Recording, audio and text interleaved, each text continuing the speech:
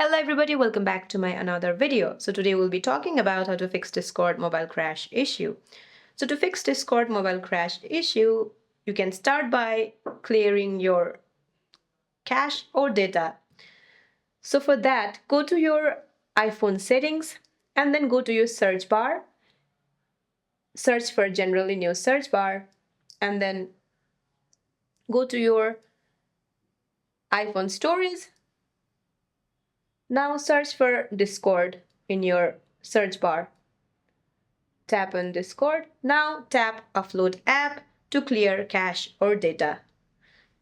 Now the second what you can do is restart the app. You see when you open a Discord app and if you find some kind of issue, you can just simply swipe it up and then swipe it up again completely to close it from your multitasking screen. Now the next what you can do is go to your Google Play Store or App Store and check for updates. Now, the next what you can do is restart your phone because this clear temporary bugs. So that's it for this video, guys. I hope you like this video. See you in my next one.